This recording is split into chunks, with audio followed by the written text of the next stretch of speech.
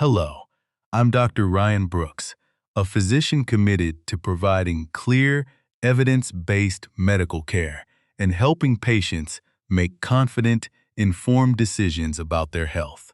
You do not have to cut out carbs to fix your blood sugar, and you don't have to starve yourself either. In fact, the fastest way to lower your blood sugar is more about adding the right foods and not cutting out entire food groups like carbs. I've seen many of my patients who were able to turn their numbers around in just a few days just by focusing on the right foods. And the beautiful part is, they did it without medications, and they were able to keep their blood sugar control for months and even years. So, in this video, I want to show you how to use each of these 7 foods to reverse insulin resistance on a cellular level. And some of these foods work pretty fast, and others are more slow burners that future-proof your body for the long run. But the biggest changes don't come from any single food. They come from stacking a few of these together. And if you're new here, I'm Dr. Ryan Brooks. And on this channel, my mission is to give you the science and the practical tools to not only live longer, but to feel better today. And as always, this content is educational only and not medical advice. So talk to your doctor before making any changes to your health regimen.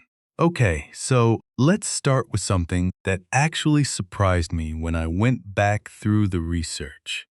And the first ones is not really a food. It's vinegar, and specifically the acetic acid in vinegar.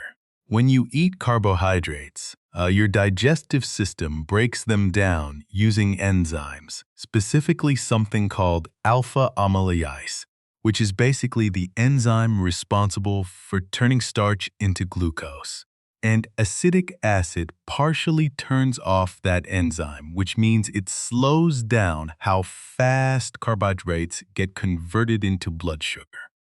But that's only one part of what's happening. The deeper mechanism involves something called EMK. That's your cellular energy sensor. Basically, it's a molecular switch that gets flipped on when your cells are running low on fuel. So when it gets activated, your cells shift toward burning fat for energy instead of storing glucose. And acetic acid, which is found in most vinegars, activates that. So you got 2 things happening at the same time.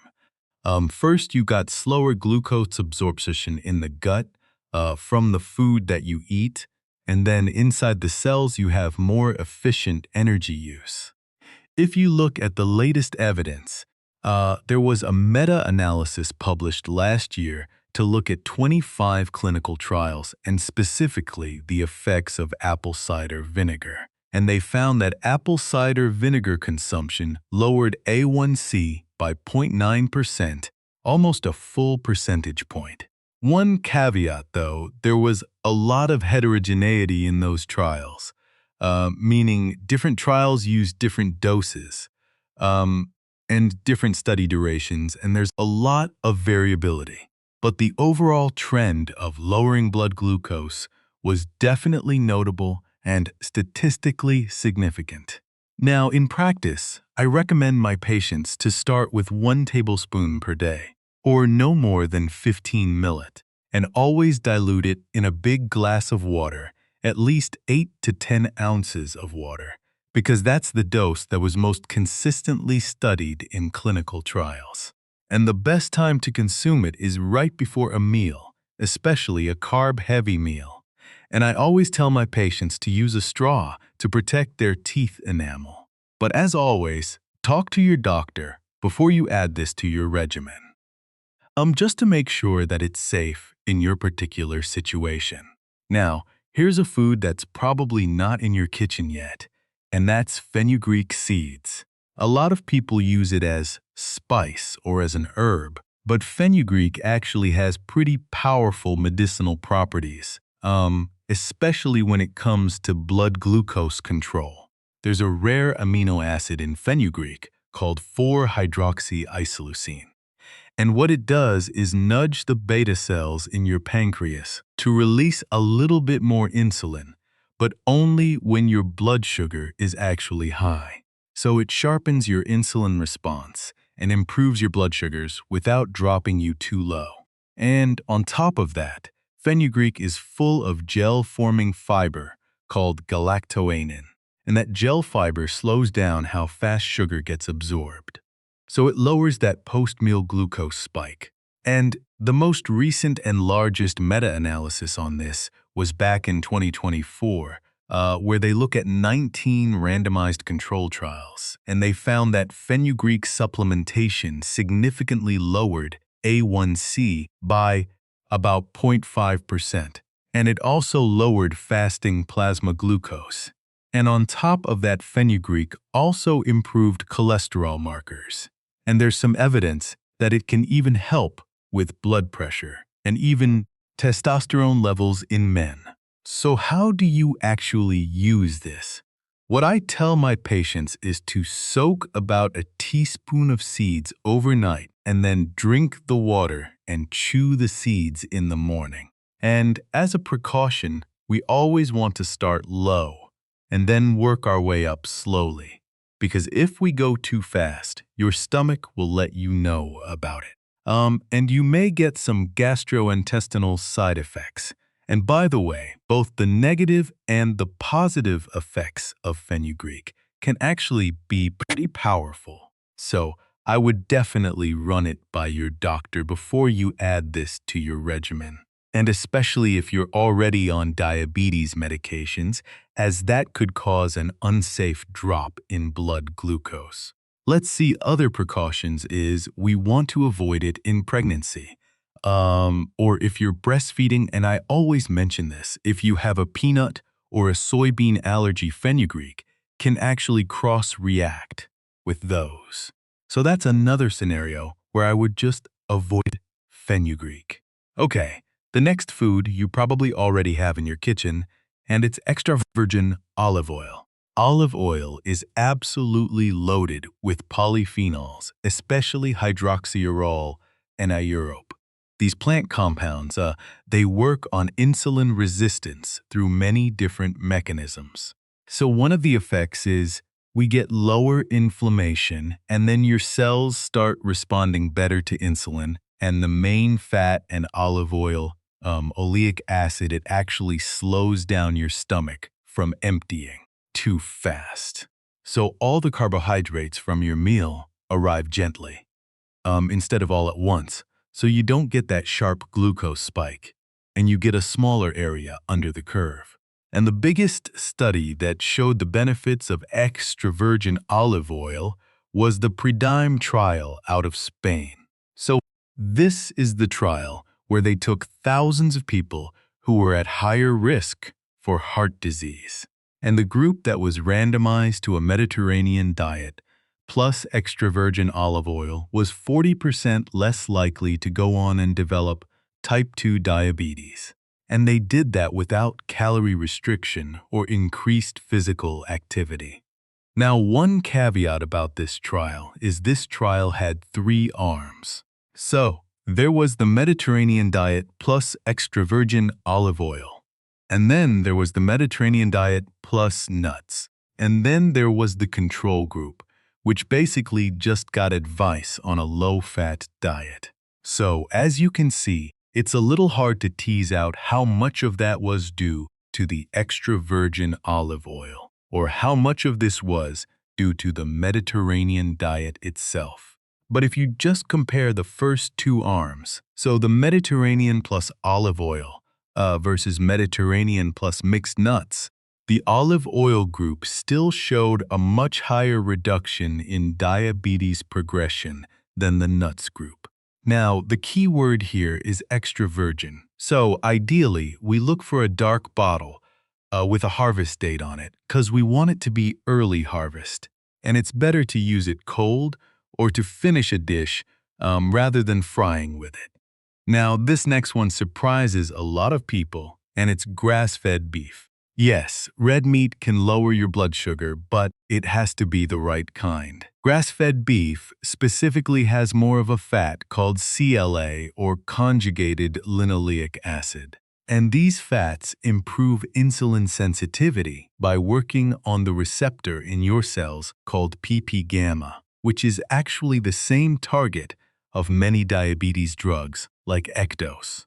And then beef also gives you L-carnitine, which works on your mitochondria, where it directs cells to take extra calories and burn them for fuel instead of parking them as fat. And then beef is also incredibly rich in a lot of important micronutrients, like zinc and iron and vitamin B12, all the necessary coactors for a healthy metabolism. Now, there's a lot of controversy when it comes to red meat, but if you watch any of my other videos, there's a lot of nuance there. Grass-fed beef is great, as long as it's not processed, and you always pair it with a lot of fiber and you just don't want to overdo it. And that brings up something bigger, because lean beef is a great source of protein. And getting enough protein is absolutely essential in reversing insulin resistance. But it's not just getting enough protein, which we'll talk about what that means in just a little bit. When you eat your protein matters just as much, and there's a lot of good evidence that supports getting protein early or first thing in the morning. We have studies that show that just by getting 30 grams of protein at breakfast can lower your overall hunger for the rest of the day. And there are even functional MRI studies that show that a high-protein breakfast quieted the reward centers in the brain, which then translated to less snacking throughout the day. Now, in my experience, a lot of people working on their metabolic health are under-eating protein without even realizing it. And a good target to aim for is roughly 1.2 to 6 grams of protein per kilogram of body weight, which is about 0.5 to 7 grams of protein per pound. But these are just ballpark numbers, especially if you're at a higher body weight. It's often more accurate to actually base your protein goals on your lean tissue mass as opposed to your total weight. So the right amount for you really isn't a one-size-fits-all. Now, I want to take a step back for a second, because everything I just said about protein, the amount, the timing, it really comes down to the person, your age, your weight, your medical conditions, what medications you're on. All of those things matter. And the hard part about a video like this is I can give you the science and the general principles, but I can't build a specific plan for your individual situation. And this is where getting connected to a good dietitian can really pay off huge dividends. That's why I was pretty excited when the team at Nourish reached out to partner on this video. So, Nourish is a platform that makes it super easy to get connected with their registered dietitian for evidence-based counseling, especially counseling that's personalized to you. And I've actually been referring my patients to Nourish even before they reached out to me. And I've had colleagues who also refer their patients to them as well. And the feedback has been really good because after you learn this information, the real value isn't someone telling you eat this or don't eat that. Most people already know that. The real value is having someone build it around your life, around your busy schedule, around the foods that you enjoy, your medical conditions, so it actually sticks instead of being another diet that lasts just a few weeks. Now, the thing that usually stops people is access. Finding a great dietitian who also takes your insurance. Well, that's getting more and more difficult by the day. And this is where, as a referring physician, I really appreciate what Nurse been able to do. Nourish is covered by most insurance plans, and in fact, 94% of their patients pay zero out of pocket. And they have what they call a Nourish guarantee, where there's no surprise billing. Your first appointment is always covered. And on top of that, they can even order labs for you and then walk you through what your numbers and intrusion usually mean.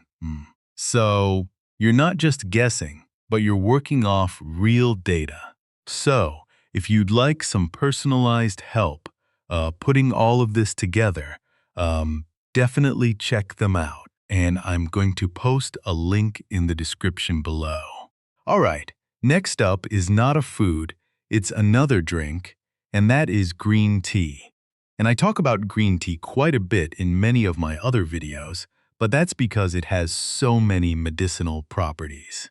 And the magic with green tea is this special polyphenol called EGCG. And this compound works through several different mechanisms. So, first, it helps your cells respond to insulin more effectively. It also reduces inflammation. And EGCG also activates many of the same metabolic pathways we just talked about with vinegar. Now, if you look at the data in people with type 2 diabetes, adding green tea shows significant improvements in multiple markers of blood sugar control, like in fasting, blood glucose, and A1C, but it wasn't any drastic improvements. I think the average A1C reduction across studies was about 2%, but the main benefit here is stacking it on top of other interventions and reducing your visceral fat, which long-term plays a huge role in resolving insulin resistance.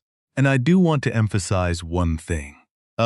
In this video or my other videos, I'm always referring to the actual green tea drink. And never green tea extracts or EGCG supplements, because with extracts and supplements, there's real danger in liver damage, because the dosing there is just too high. The European Food Safety Authority showed that we don't want to take in more than 700 mg of EGCG cacans per day, or less than 330 mg as a single bolus. Now, katakan concentrations are different depending on what type of green tea people drink. But ballpark numbers-wise, 1 cup of green tea usually translates to about 50 to 150 mg of kacans. So, for most people, I just wouldn't drink more than 2 to 3 cups per day. Oh, and one more important side note with this green tea can interfere with the absorption of iron. So, for people dealing with low iron or iron deficiency anemia, I would recommend avoiding drinking green tea around the same time you're taking your iron pill or you're eating iron-rich foods. Now, let's talk about cinnamon. And this one works by helping your cells actually pull sugar out of your bloodstream. There's a compound of cinnamon. It's called cinnamaldehyde. That's the part that gives cinnamon its smell, and a lot of its medicinal power. And what it does is it targets the pathway that your cells use to listen to insulin. There's a pretty big meta-analysis from last year. They looked at 28 randomized control trials, and they found that cinnamon reduced post-meal glucose by almost 40 mg per deciliter, and it showed an average reduction AYC of 0.5%. And the most common dose used in those studies was about 1 to 2 grams per day. And one thing we have to watch out for is there are actually 2 main types of cinnamon. There's cassia cinnamon and there's Ceylon cinnamon. And I always prefer Ceylon because cassia contains coumarin, which is a compound that can be pretty toxic to your liver at higher doses. And once again, these effects can be pretty powerful. And cinnamon can actually interact with a lot of medications, especially medications like blood thinners. So definitely talk to your doctor before you add this to your regimen. All right, the last food is fatty fish. We're talking about things like sardines and mackerel, salmon. Now this one is a little different from the rest. if you start incorporating fatty fish into your nutrition plan, you're not going to see dramatic results on your glucometer or your CGM right off the bat. This is more of a long-game food that will pay off dividends in the future. Because remember, insulin resistance doesn't happen overnight. It develops over years. So, some of the most powerful foods aren't necessarily the ones that move your glucose numbers tomorrow morning. They're the ones that improve the underlying biology, and a lot of times they may take several months. So fatty fish is loaded with omega-3s, things like EPA and DHA. And what they do is they target two things that wreck your blood sugars long-term. They target visceral fat and inflammation. So fatty fish helps your body quiet that inflammation and chip away at the visceral fat, the deep belly fat that wraps around your organs. And both of these things, the inflammation and the visceral fat, are some of the biggest things keeping your cells from responding to insulin in the first place. So even though you don't see results right away, you're going after the root. And over weeks and months, as inflammation settles and you start dropping visceral fat, your cells start hearing insulin again, and then your blood sugar follows. Now, if you don't eat fish or eat more of a plant-based diet, well, then chia seeds is a good alternative and a solid source of omega-3s. But they give you the plant form called ALA. But your body only converts a small percentage of that into EPA and DHA. So to still get enough, many people may need to supplement with microalgae oil supplements, which are the original biological producers of EPA and DHA in that marine food chain. And once again, you don't need all 7 of these foods and drinks all at once. The magic isn't any single one of these. It's the stacking of 2 or 3 of them in a way that actually fits your life, where you're able to stay consistent with them.